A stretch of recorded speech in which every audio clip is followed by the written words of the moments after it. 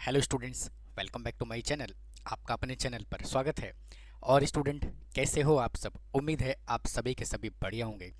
तो स्टूडेंट, आज की इस क्लास में मैट्रिक्स की फर्स्ट एक्सरसाइज को मैं कंटिन्यू कराने जा रहा हूं। और इससे पहले मैंने मैट्रिक्स क्या होता है, टाइप्स ऑफ मैट्रिक्स, यानी कि इस एक्सरसाइज से रिलेटेड सभी के सभी इंट्रोडक्शन पार्ट, जितने भी बेसिक कॉन्सेप्ट है वो मैंने अपने इसके पहले वाले वीडियो में समझाया हुआ है। तो अगर आपने उस वीडियो को अभी तक नहीं देखा है तो आप प्लीज़ आप पहले इस वीडियो पे आने से पहले उसको ज़रूर देखें, ताकि आपको वीडियो और अच्छे से समझ में आए।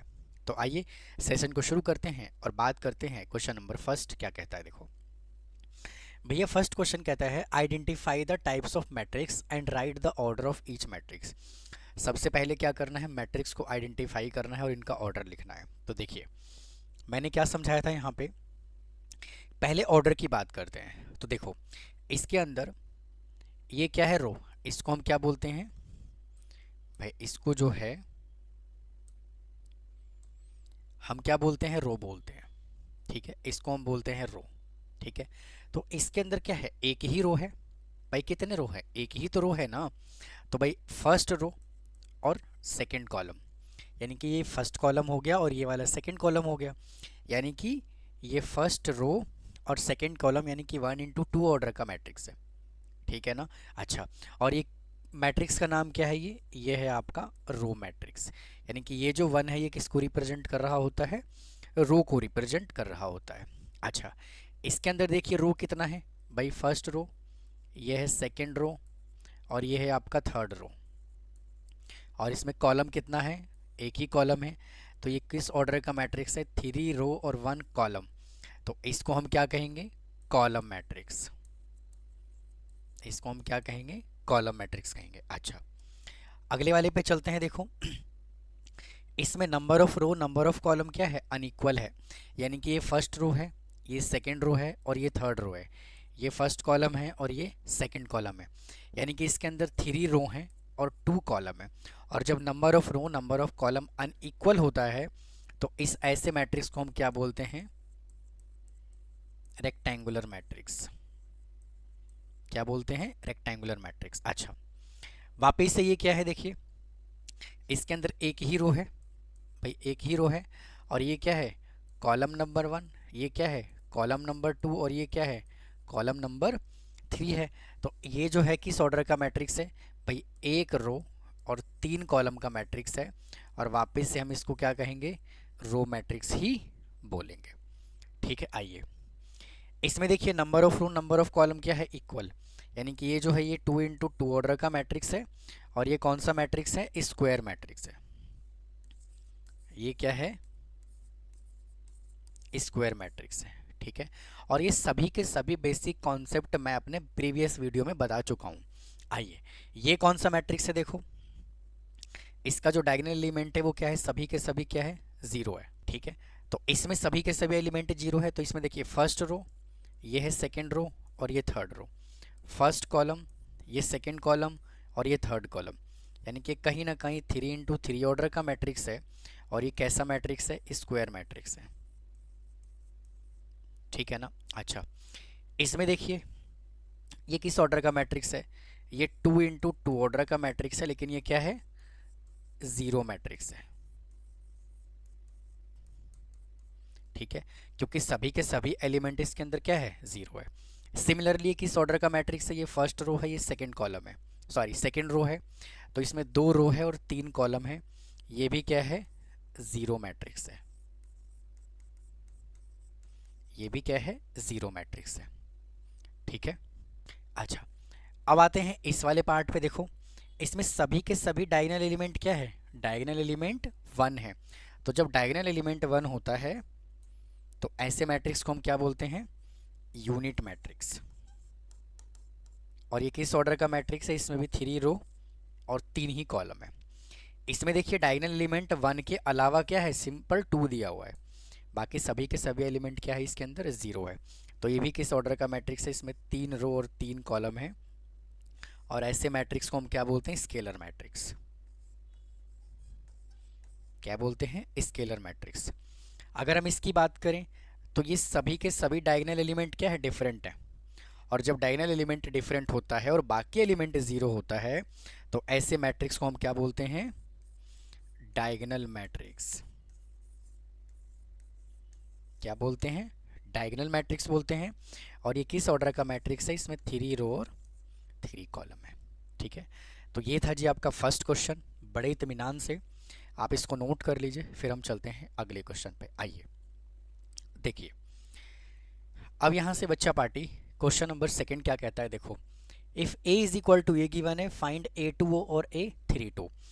तो बेटा अगर हम इसको कंपैरिजन करें, भाई अगर हम इसको कंपेयर करें, देखो मैट्रिक्स का जो जनरल फॉर्म क्या होता है? A11, A12, A13, A21, A22, A23, A31, A32 और A33।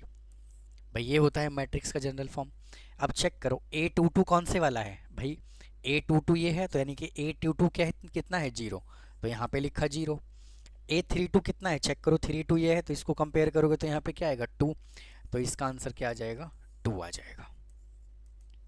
ठीक है, अच्छा अब इसकी बात करते हैं B21। तो चेक करो 21 कौन से वाला? ये वाला, यानी कि 21 जो होगा वो 8 होगा, तो ये लो जी यहाँ 8 लिख दिया। फिर 32 कौन से वाला होगा? 1 होगा, तो यहाँ पे हमने 1 लिख दिया, फिर माइनस। फिर B13 कौन से वाला है? चेक करो 13 ये है, तो इसका 13 2 होगा, तो ये हमने 2 लिख दिया, तो इसका आंसर कितना आ गया? 7। ठीक है, तो आप इसको भी नोट करिए, फिर चलते हैं नेक्स्ट क्वेश्चन पे। आइए देखिए, अब नेक्स्ट क्वेश्चन जो है ना थोड़ा सा टेक्निकल है, इसको थोड़ा ध्यान से समझिएगा। क्या कहता है, देखो कहता है कि A is a type of matrix P into Q. भाई मान लेते हैं A कोई मैट्रिक्स है, A कोई मैट्रिक्स है, और इसका ऑर्डर जो है ना उसने P इंटू क्यू दे दिया। समझ गए? कोई भी ऑर्डर हो सकता है, P इंटू क्यू मान लिया। And R is a row of A। ठीक है ना भाई, R जो है एक रो है एक मैट्रिक्स का, A मैट्रिक्स का। भाई R जो है ना, R जो है वो A मैट्रिक्स का क्या है? एक रो है बेटा। क्या है? एक रो। अब जैसे मान लीजिए कोई A मैट्रिक्स है, इसको नंबर से समझते हैं। मान लो 2 4 6 8 1 3 6 0 2 1 -1 2 -5 1 और 3। मान लिया ये कोई मैट्रिक्स है, ठीक है ना, जो हमने मान लिया पी और क्यू ऑर्डर का मैट्रिक्स है। समझ रहे हो बात को? पी और क्यू ऑर्डर का मैट्रिक्स हमने मान लिया। कोई जरूरी नहीं है कि यही लेना, आप आगे भी बढ़ा सकते हो, छोटा भी कर सकते हो। तो हम यहाँ से क्या करते हैं, क्या बोला है कि जो ये ए मैट्रिक्स है ना, R is a row of A, एक ए मैट्रिक्स का एक रो कंसीडर कर लेते हैं। भाई मान लेते हैं एक मैट्रिक्स आर है, जिसका एक रो ले लेते हैं 2 4 6 8 और 1। एक रो हमने ले लिया, है ना। तो क्या कहता है कि then what is the type of R matrix. R matrix का क्या टाइप होगा? तो चेक करो, इसके अंदर एक ही रो है बेटा। रो क्या है? एक ही रो है। जरूरी नहीं है कि मैंने फर्स्ट रो लिया है तो फर्स्ट ही रो लीजिए, एक रो लेना है, कोई भी एक रो। आपने एक रो यहाँ पे ले लिया। अच्छा, अब ये बोला है कि आर कौन से टाइप का मैट्रिक्स होगा, तो यहाँ पे पी तो डिफाइन है, बट क्यू कोई भी डिफाइन नहीं है, तो यहाँ पे क्या लिखोगे? क्यू। तो ये किस ऑर्डर का मैट्रिक्स है? 1 इंटू क्यू ऑर्डर का मैट्रिक्स होगा। समझ में बात आ गई? अच्छा, अब आइए इसके फोर्थ पार्ट को सॉल्व करते हैं। क्या कहता है? If A is a column matrix with 5 रो। एक कॉलम मैट्रिक्स है जिसके अंदर टोटल 5 रो हैं। तो यहाँ से क्या करता हूँ मैं, 5 रो का एक कॉलम मैट्रिक्स ले लेता हूँ। मान लेते हैं A11, A21, A31, A41 और A51। ठीक है, इसके अंदर हमने 5 रो का मैट्रिक्स ले लिया, 5 रो हो गया। Then what type of matrix is a row of A. A row of A का मतलब ये है कि जो हमने ए मैट्रिक्स दिया है उसमें से एक रो कंसीडर कर लो। तो मान लो हमने यहां से एक रो ये मान लिया, भाई एक रो हमने ये मान लिया। मान लो कि ये बी मैट्रिक्स है जिसका हमने रो क्या कह दिया? A11। कोई भी एक रो ले लो। तो मुझे बात बताओ किस ऑर्डर का मैट्रिक्स होगा? इसके अंदर एक रो और एक ही कॉलम तो है, तो ये 1 इंटू 1 ऑर्डर का मैट्रिक्स होगा। समझ पाए कि नहीं? उसने कहा है कि ये एक ए मैट्रिक्स ले लो जिसके अंदर टोटल 5 रो होने चाहिए, और इस 5 रो में से एक रो कंसीडर कर लो। मैंने एक रो कंसीडर कर लिया। अब कह रहा है किस ऑर्डर का मैट्रिक्स होगा? तो भाई 1 इंटू 1 ऑर्डर का मैट्रिक्स होगा ना, एक ही रो और एक ही कॉलम तो है इसके अंदर। समझ गए? अच्छा, अब आ जाओ अगले क्वेश्चन पे। कहता है if A is a 18 element, एक ए मैट्रिक्स है जिसके अंदर 18 एलिमेंट है। ठीक है भाई, मान लेते हैं एक ए मैट्रिक्स है, एक ए मैट्रिक्स है जिसके अंदर टोटल कितने एलिमेंट हैं? 18 एलिमेंट है। तो कहता है इस 18 एलिमेंट को हम मैट्रिक्स बना करके कैसे लिख सकते हैं? तो जैसे मान लो अगर किसी मैट्रिक्स के अंदर 18 एलिमेंट है तो क्या क्या ऑर्डर पॉसिबल है भाई? एक रो 18 कॉलम भी हो सकता है, 18 रो एक कॉलम भी हो सकता है, 2 रो 9 कॉलम हो सकता है, 9 रो 2 कॉलम भी हो सकता है, 6 रो 3 कॉलम भी हो सकता है, 3 रो 6 कॉलम भी हो सकता है ना? बात समझ में आई कि नहीं आई? अब क्या कहता है, what if it has 11 element, अगर इसके अंदर 11 एलिमेंट हैं तो क्या पॉसिबिलिटी है? तो भाई दो ही पॉसिबिलिटी होगा, या तो 11 इंटू 1 होगा या 1 इंटू 11 होगा। ठीक है, आप इसको भी नोट कर लीजिए फिर। आइए स्टूडेंट, नेक्स्ट क्वेश्चन देखो यहाँ से क्या कहता है। इसने कहा हुआ है कि A is a 3 into 3 order का मैट्रिक्स है। ए जो है ना वो 3 इंटू 3 ऑर्डर का मैट्रिक्स है। Whose element are given below, ये हमें एलिमेंट गिवन है तो हमें बताना है right the value of A23। भाई A23 का क्या आंसर आएगा? तो देखो एक बात बताओ, सबसे पहले यहाँ पे लिखो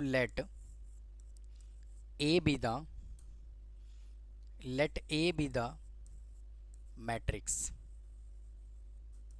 भाई ए जो होगा वो मैट्रिक्स लेना है हमें, और किस ऑर्डर का लेना है? 3 इंटू 3 ऑर्डर का, यानी कि A11, A12, A13, A21, A22, A23, A31, A32 और A33। ठीक है जी। अच्छा, अब उसने कहा है कि A23 की वैल्यू बताओ। कंडीशन उसने हमें क्या दे दिया? AIJ is equal to 1/3 modulus -3I plus j, ये उसने हमें कंडीशन दिया। अब क्या बोला है? A23 की वैल्यू बताओ। A23, तो भैया ये वाला जो A होता है ना, भाई पहले वाला जो A होता है मतलब 2 होता है, ये I को रिप्रेजेंट करता है, और सेकेंड वाला जो 3 है वो J को रिप्रेजेंट कर रहा होता है। मैंने इंट्रोडक्शन पार्ट में बताया था, समझ में बात आई? तो यहाँ से देखो 1/3 को रखो एज इट इज़, -3 इंटू आई की जगह पे क्या पुट करना है? 2, और जे की जगह पे क्या पुट करना है? 3। तो जब आप इसको सिंपलीफाई करोगे तो ये 1/3 एज इट इज़, और -6 में से +3 करोगे तो क्या आएगा? -3 आएगा, इज इक्वल टू 1/3 इंटू, और मॉडुलस से जब भी कोई वैल्यू बाहर निकलता है तो हम उसको पॉजिटिव में लिखते हैं, तो इसका आंसर कितना आएगा? 1 आ जाएगा। ठीक है, आइए अगले क्वेश्चन पे चलते हैं। देखो क्या कहता है। कहता है कि अगर 2 इंटू 2 ऑर्डर का मैट्रिक्स है तो क्या करना है? ए आई जे एलिमेंट है तो हमें ये दो सिचुएशन बताना है सॉल्व करके। बहुत सिंपल क्वेश्चन है ये, कैसे सॉल्व करोगे देखो। सबसे पहले यहाँ से क्या कर लो, 2 इंटू 2 ऑर्डर का मैट्रिक्स ले लो। लेट, यहाँ से 2 इंटू 2 ऑर्डर का मैट्रिक्स ले लो। Let 2 into 2 matrix A B, क्या लोगे यहाँ से? A11, A11, A12, A21 और A22, ये हमने मैट्रिक्स ले लिया। और कंडीशन हमें क्या गिवन है? AIJ is equal to 2I minus j. समझ में बात आई? तो सबसे पहले आप A11 एलिमेंट निकालोगे, और मैंने अभी बताया है पहले वाला 1 जो होता है वो I होता है, सेकेंड वाला जो 1 होता है वो J होता है। तो 2 इंटू 1 माइनस 1 कितना आएगा? 1।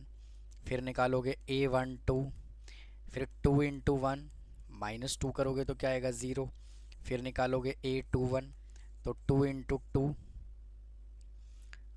2 -1 इज इक्वल टू 3। फिर निकालोगे A22, तो 2 इंटू 2 -2 इज इक्वल टू कितना आएगा? 2, है ना? तो इसको छोड़ना नहीं है, आपको मैट्रिक्स बना करके लिखना है। यहाँ पे क्या लिखोगे? ए मैट्रिक्स इज इक्वल टू 1 0 3 और 2। ठीक है, आप इसको नोट कर लीजिए, फिर हम चलते हैं अगले क्वेश्चन की तरफ।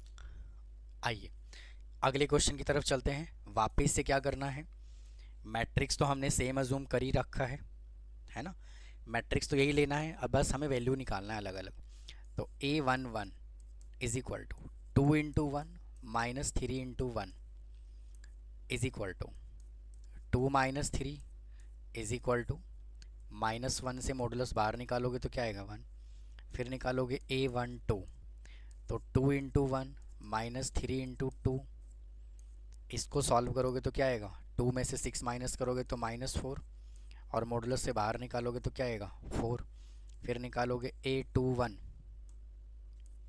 इज इक्वल टू 2 × 2 माइनस 3 × 1, तो यहाँ भी कितना आएगा 1 आएगा। फिर निकालोगे A22 तो 2 × 2 माइनस 3 × 2, इसको सॉल्व करोगे तो क्या आएगा -2 इज इक्वल टू 2। ठीक है, और इसको मैट्रिक्स बना करके लिखना है, क्या लिखोगे 1 4 1 2। ठीक है, ये ए मैट्रिक्स है। ठीक है, आप इसको नोट कीजिए, फिर चलते हैं अगले क्वेश्चन की तरफ। आइए स्टूडेंट, अगला क्वेश्चन देखो क्या कहता है। कहता है कंस्ट्रक्ट 2 × 3 मैट्रिक्स। हमें ये कंडीशन गिवन है और ये दो सिचुएशन हमें गिवन है। तो देखो कैसे करोगे इस क्वेश्चन को, आइए समझते हैं। सबसे पहले यहाँ पे लिखिए let 2 × 3 matrix B matrix B, क्योंकि यहाँ पे क्या दिया हुआ है, मैट्रिक्स बी दिया हुआ है, तो हमें बी मैट्रिक्स अज्यूम करना है।